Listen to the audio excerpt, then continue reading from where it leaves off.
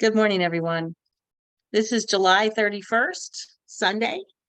I'm Reverend Cherie Ruffo, and I'm continuing the 12 layers of the DNA series. And today we're talking about layer 8, wisdom and responsibility with Archangel Gabriel. We've had quite a journey. This is our 8th layer that we're talking about. We have the 12 layers. And the teachings originally that I'm basing this on came from the Cryon teachings, the 12 layers of the DNA. The book is pictured here. You can get it at cryon.com. Absolutely amazing book. They have a series of teachings that go with it that are just incredible. So a lot of the things that I refer to here will be from here and also from my teacher, Simone Matthews in Australia. And as we've gone through this, as we've gone through these weeks, we looked at the grounding layers in the first 3 weeks. And we had the biological life lessons, ascensions. Then we looked at the human divine layers. This is the divine part of us. And we have all of this, the core crystal energies, the higher self. And last week we moved into the Lemurian layers. And the Lemurian layers, we talked about the revealed divinity, extra dimensional sense. We're starting to get into the multidimensional part of us. And today we'll be talking about layer 8, wisdom and responsibility, which is about the Akashic records. And if you're not familiar with the Akashic records, that's fine, because we'll be getting into that. But what's so interesting when we get into these Lemurian layers is, if you haven't heard of Lemuria, we talked about it last week, and we talked about it a lot here at Unity Radiant Light, is Lemuria is one of the continents, like Atlantis. Atlantis was thought to have been in the Atlantic Ocean, and Lemuria was thought to have been in the Pacific Ocean. That was really an elevated, a continent with elevated consciousness, and it was here for hundreds of, it was here for thousands of years, and it's thought to have sank. It was all the teachings about it, especially among the indigenous, talk about it being on that Mauna Loa in Hawaii, which was about 30,000 feet tall then, because of there was a bubble in the magma. And as that bubble came down, so did this continent called Lemuria. And today we have the Hawaiian Islands still there, and there's other areas around the globe, that Easter Island, people have thought to have gone to Easter Island, Mount Shasta, and taken these teachings with them. Has science seen physical proof of it? Well, not that anybody's really talking about yet, but I do believe that we're going to see more and more of that as time goes on. So these Lemurian teachings were thought to have come from the other thing that the indigenous all say, and this is the Hawaiian, the Inuits, the different American Indian nations, Aborigines, all talk about the Pleiades, that our wisdom, that missing link that we have, all came from the Seven Sisters, which is about 400 light years away. So there's a lot that goes along with this. And with these Lemurian layers, we're moving into wisdom and responsibility. Now, if you're a Unity Truth student, we know a lot about the 12 powers, which is the third power of the 12 powers is wisdom and judgment. So they kind of go hand in hand. We have within us, we have we have wisdom within us, but the question that we have to ask ourselves, are we going to use our minds, just our minds, for that? So we have wisdom that'll come through our mind area, and it won't have that divinity attached to it. Or can we, through these activations, raising our energy, raising that up, can we work with divine wisdom? And if you're a Unity Truth student, we know that our wisdom center is thought to have been in our stomach, because we always have that feeling in the pit of our stomach. The reason it's shared with judgment is because how are we judging things in our lives? How are we judging people that come into our lives? And I often, when we take a look, kind of take a step back, especially with everything that's happening in the world today, life would be a lot simpler if everybody just let go of their judgments, right? A lot of the wars we get into, the trouble we get into, the things that we have, are because people are judging each other. And we have to really, part of this responsibility that we're going to talk about today is that's our responsibility. If we're judging people or judging systems, we're judging everything constantly, then what kind of world are we creating? Now we have to use judgment, in our lives. We have to judge if we're going to do something and it's going to put us in danger, we need to use good judgment with that. I'm not saying that we need to do away with judgment, but we seem to have a lot of judgment in this world. And I find, especially when it comes to other cultures or other ways of living, when you could put that aside and you just get to know people, we often find, first of all, we have more in common than we don't, but that there's a lot of really interesting systems and religions and thought forms and just all sorts of things out there. And we lose that. We don't want to have a culture where we're all the same. So this is a really important, wisdom especially divine wisdom is really important to where we're going in this process, in this higher consciousness living. So we're really looking at this Lemurian layer 8 and wisdom and responsibility. Now we're going to talk a little bit about our master Akashic records this morning. And we have to ask ourselves, what is the Akashic record? What is that? Well, if you believe in reincarnation, then we've lived many lives. And some people believe we lived a few lives. Some say we've lived millions of lives. We're eternal. So we have no beginning and no end. So if we do believe in the reincarnation system, we can be here a lot and come back and try new things, learning new lessons. If you don't believe in reincarnation, that's okay. Take a deep breath. And it could also be our ancestors' records. So we can just think about it in that way, that this is the ancestral record. There is a record for every time we're here.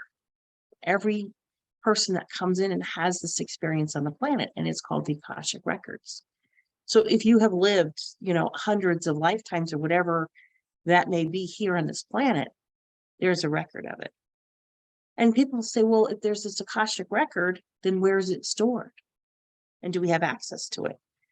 And yes, we do have access to it, but we just recently since we crossed the 2012 marker, that's becoming more accessible to us because we can open up these Akashic records and we can learn from them. We can use them to help us. If you have an illness and you really want to get the wisdom from it, you may have had that before, or you may have been a healer and have that healing modality within you, and you can open that Akashic record for it. And we're going to be doing that in the meditation in a little while.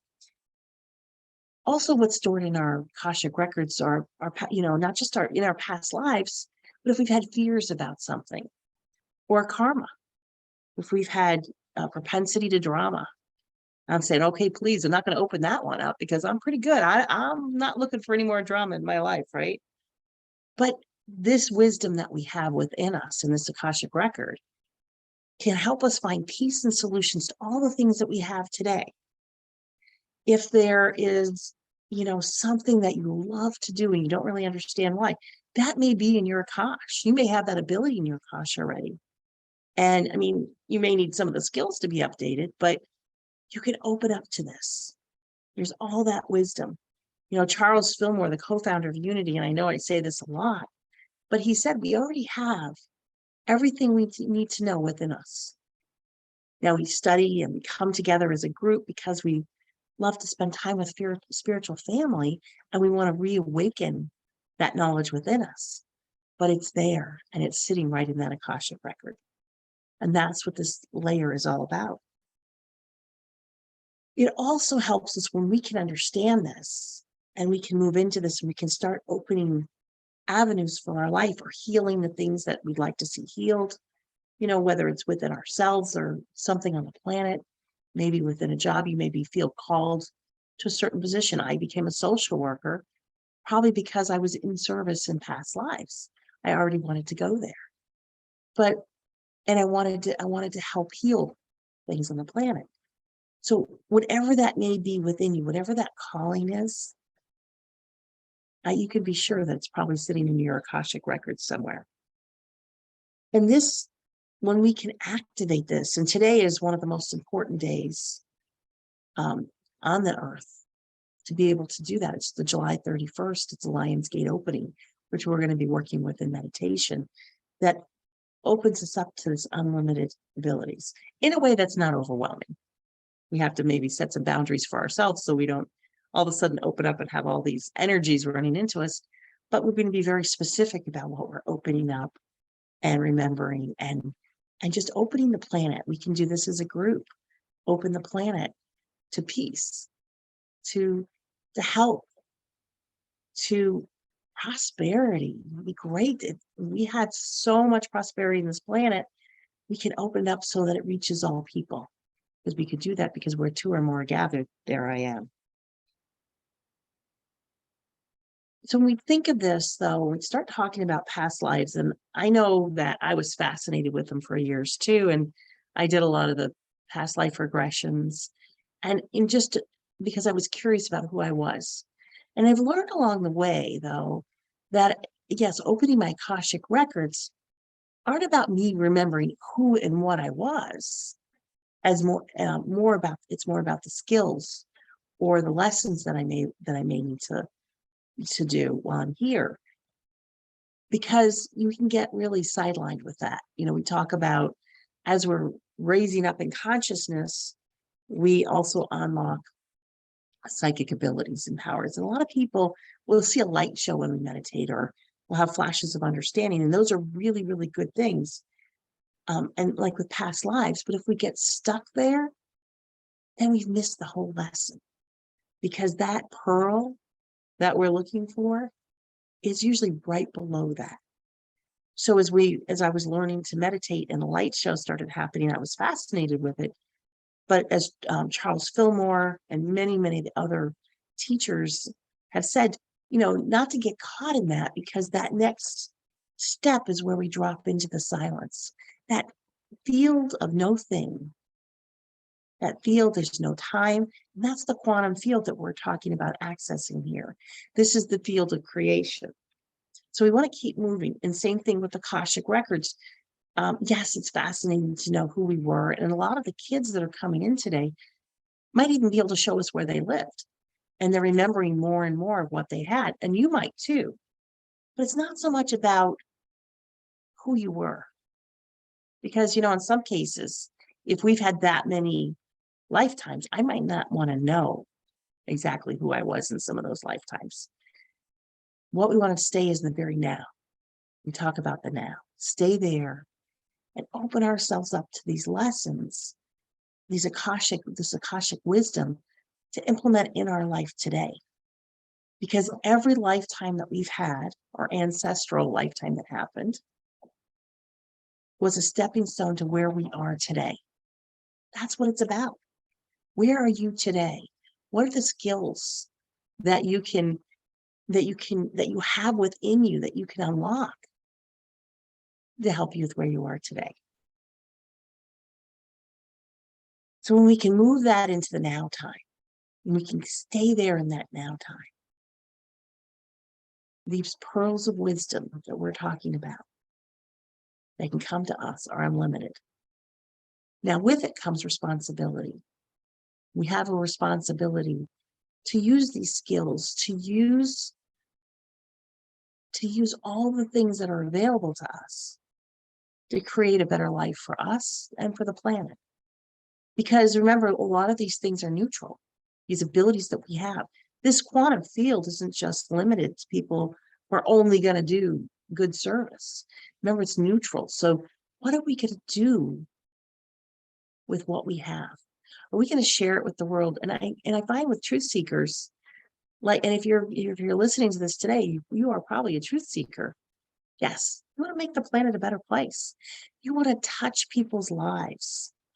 And with whatever modality you're doing that in, you feel that urge, because remember, in this oneness, we're all part of this creator, this creative source. And we're having this experience with the creative source. And most of us want to take that and just use it to create a better world. So when we do this, and we're going to try this in meditation in a few minutes, it's called mining the Akash. So if you want to have, say, if you, I'm looking now, I'm writing my book series again. I have a book due on December 5th, The Hay House.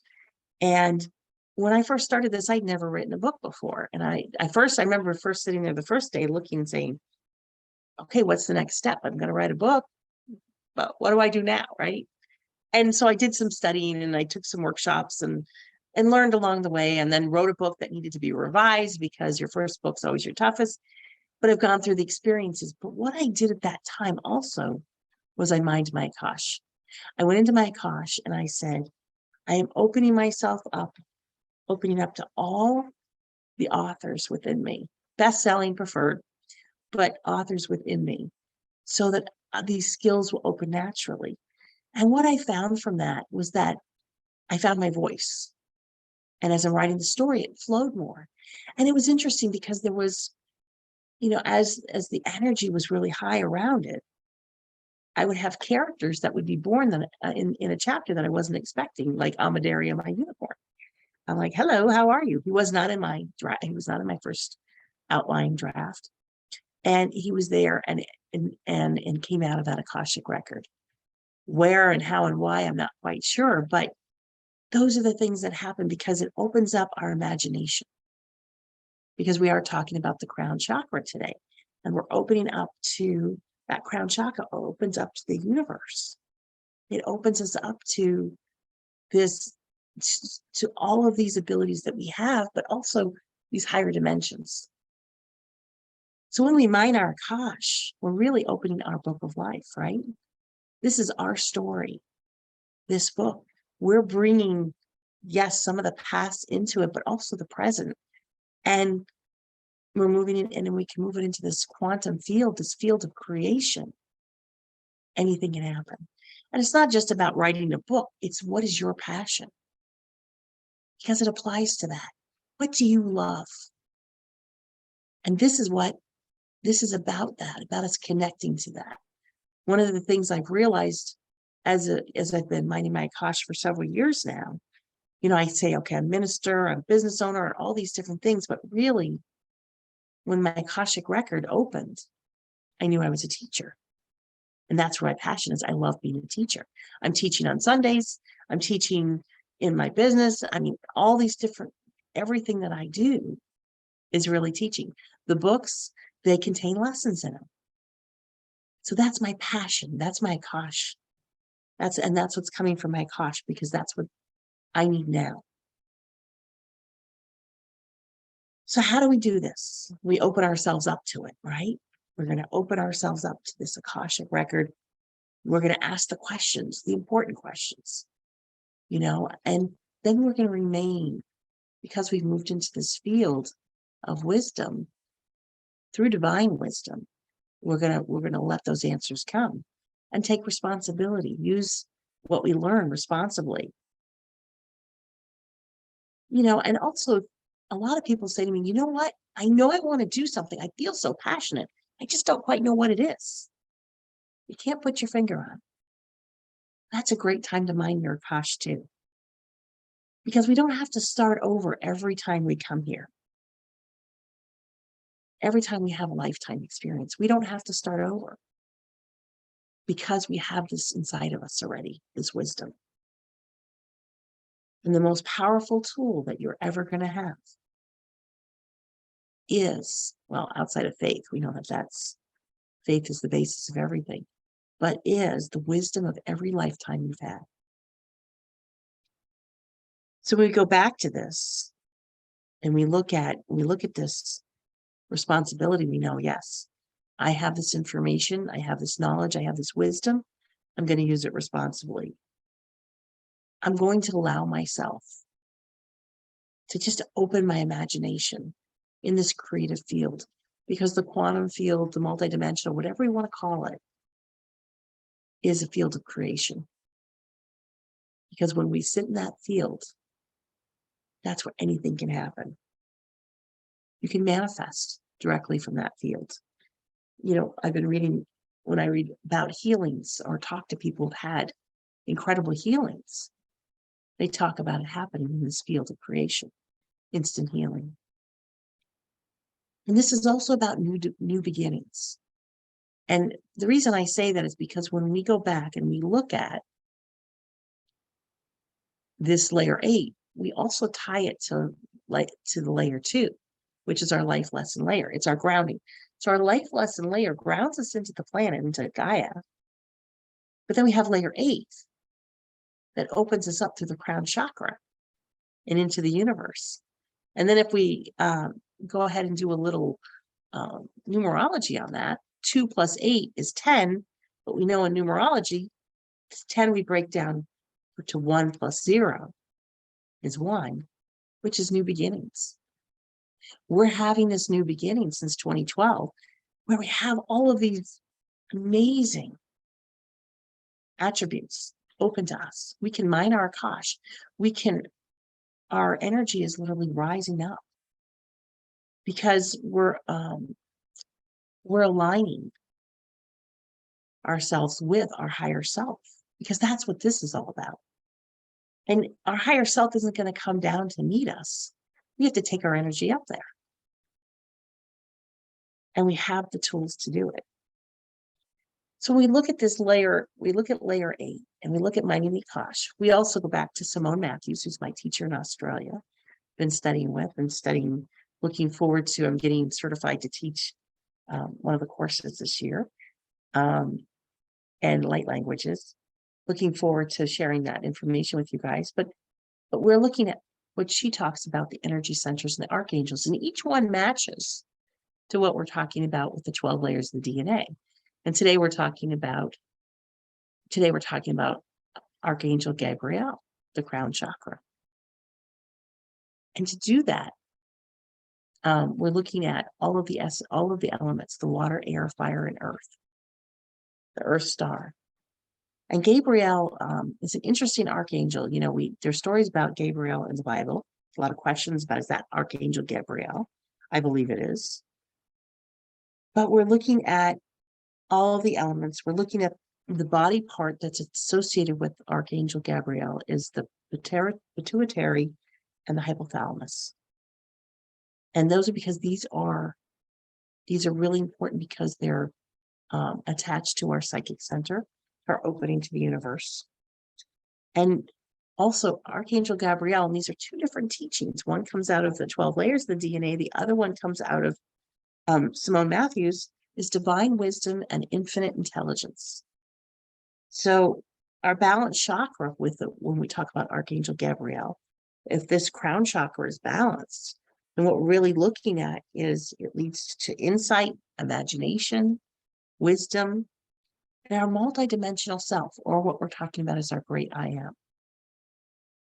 So what we're looking to do today is to really we want to balance that chakra, open it up fully, as much as we're willing, that we can safely receive, that's comfortable for us. But it's also, the amazing thing about the chakra is, the belief system was that we had 7 chakras, but we don't, we have more. And it opens us up to this other chakra system, which is incredible. This chakra is, we start talking about the layers 8, we start looking at 8, 9, 10, 11, and 12, it opens us up to multidimensionality. We're going to be talking about that in weeks to come. And what happens when those chakras are wide open like that? We become fully multidimensional. Now, we are multidimensional beings. The thing is that most of us aren't aware of it. So as our awareness grows, we move into these fields. It's the field of creation. We find ourselves completely changed. We have abilities that we never knew we had. And as we know with our Akash, we have so many skills that from different lifetimes or ancestral lifetimes. And we can completely open ourselves up to that and be in full alignment with our great I am. Great I am is our higher self. We have lots of different names for it. Our spirit. We can operate from that in this planet. So what happens with Gabriel if you have too much of this energy, the chakra energy? You might experience tinnitus, that's a ringing in the ears, headaches, migraines, a loss to reality, not being grounded. If you don't have enough of this, sometimes healers and channelers have these problems because they spend so much time connected to the spiritual world that they don't feel grounded they begin to lose connection with the physical world. So if you're spending a lot of time working with healing people, make sure you get this grounding. You go back to the base, down to the base chakra, to the planet, ground yourself, and also feel the connection to the physical world because you are having this human experience. It's important to stay grounded. If you have too little of the chakra energy, you might have trouble with lack of imagination or creativity. You might feel blocked with that, or stress, worry, fear, unforgiveness, or just unable to receive that divine guidance that we can get when we're fully open to this. You might feel like you're disconnected from the God source and a lack of joy. So the important thing is that as we move into this morning, we're going to work on the grounding for it.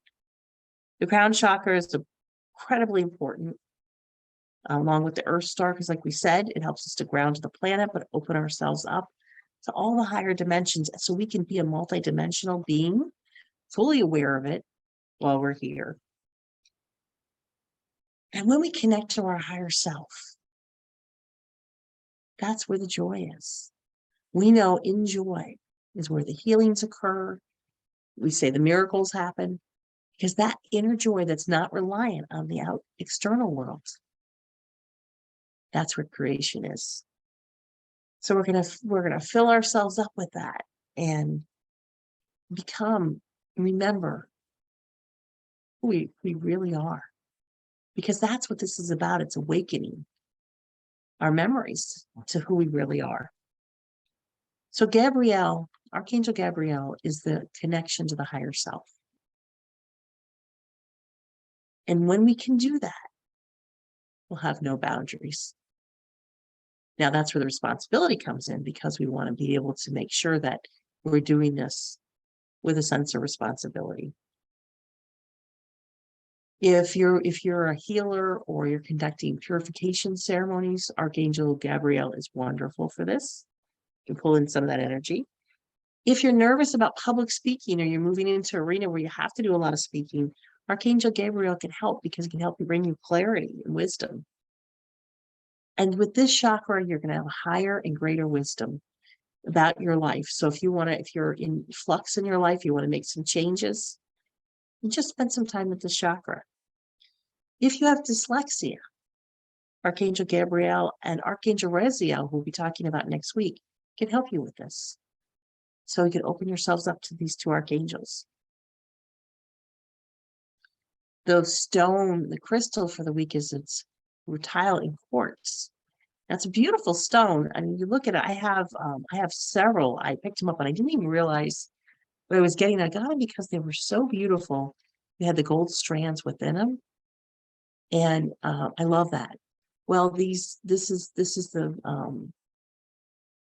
can help us with our opening up, minding our Akash. It can help us with, like I said, if you have dyslexia or public speaking, health, whatever it is, you can work with this quartz crystal and just, and this archangel. And these things, this is where can help you open your consciousness. Because remember, you have all the healing qualities inside of you already, but we can transform our energy around us by working with crystals or essences, whatever it is that you feel drawn to can help you.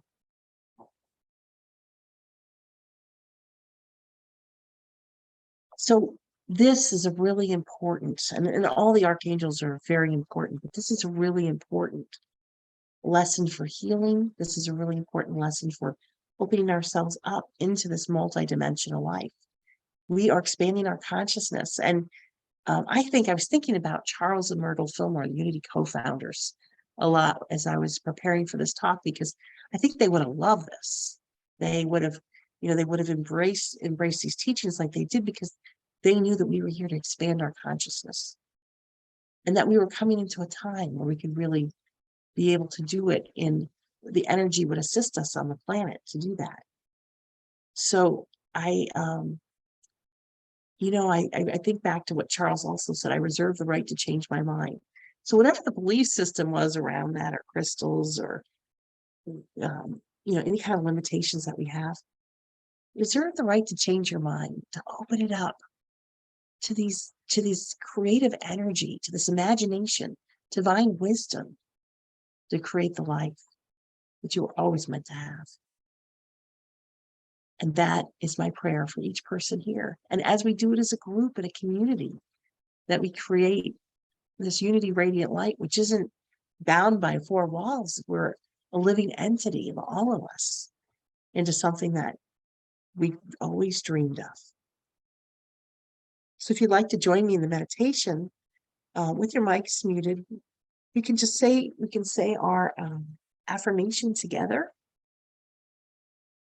I honor the divine love that exists within you, within me, and within all creation. We are all one. As we feel ourselves move in that field of oneness this morning, we just acknowledge it. We have an awareness of it. I just invite you to take a nice deep breath in and just release any anxiety or tensions, maybe resistance to exploring things that we've talked about this morning. Finally, take another deep breath in as we feel the chakra, the base chakra to the crown chakra opening.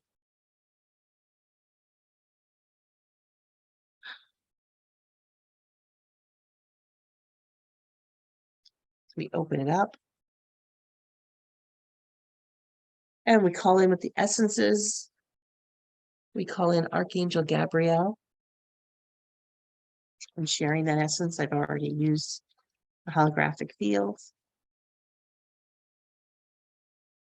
Putting on my crown chakra for the activation, my heart chakra, and into the field, I've used the holographic essence, so we feel that energy. Also adding to it this morning, the quantum essence. We feel that quantum field opening to us even more. And ancient healers, for anybody who needs healing from anything. Let's just take a deep breath in on that. So we feel that energy. So we release, we feel every cell in our body responding. Base chakras open into the earth, giving and receiving energy. Our crown chakra is wide open as we feel this energy. Opening to the cosmos, opening to the multidimensional arena. And let's take a moment now as we recognize this and we feel this energy and talk to our cellular structures. You say, dear cellular structure, dear cells. You might even name them. Harry, I don't know, Heidi, whatever. You can have names for them, but talk to them because they are listening. I wish to have the attributes that I have earned, what I call my past. I wish to open this Akashic field and all the attributes that I need now that would enhance my life now. I wish to remember. I wish to access. These attributes will help me live my life with more ease and grace. And whatever it is, just think for a moment, whatever you'd like to have, whether it's healing, whether it's prosperity, peace, joy, or all of it. You know, open your cells, talk to your cells about that now.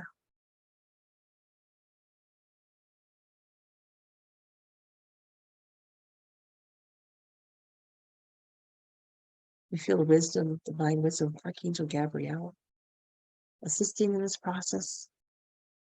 It's a very conscious way to live our lives. Practical Christianity.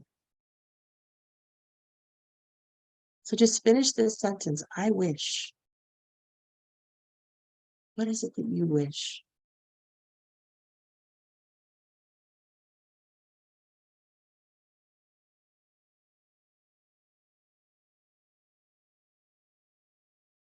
I wish to mind my kosh for the attributes I need to live a better life. Be in service more, live in peace, health, joy. I wish to mind my kosh, my personal DNA, to shift it.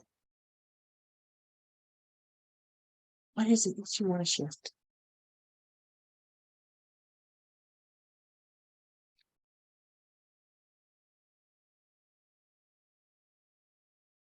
The Lemurian layer for this is Akin Ya'i practice. Akin Ya'i practice, which in Lemurian means wisdom and responsibility.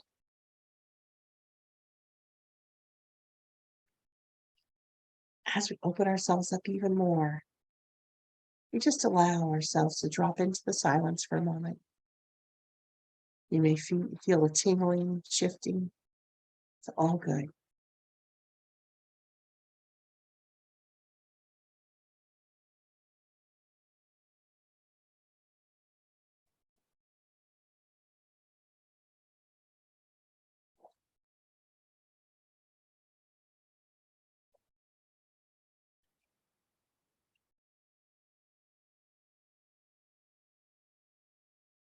Allow the healing to take place.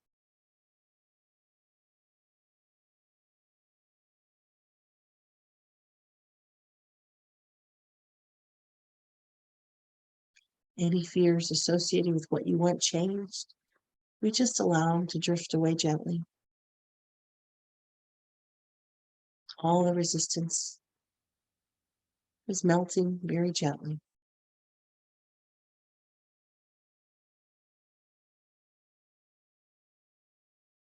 Because I am divine wisdom. That is our affirmation for the week. I am divine wisdom. As we stepped in and feel the multidimensional aspects of ourselves, awakening, helping the planet.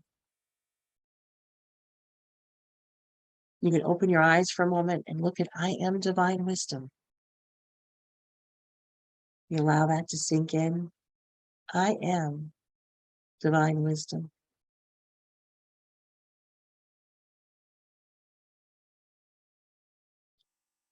And today is the July 31st, the pre-Lions Gate portal, ascension energy. So it's so powerful. What we're doing right now, it's one of the most powerful times we can ever do it. So we have this increased amount of solar activities, and the incoming crystalline light that's changing our DNA.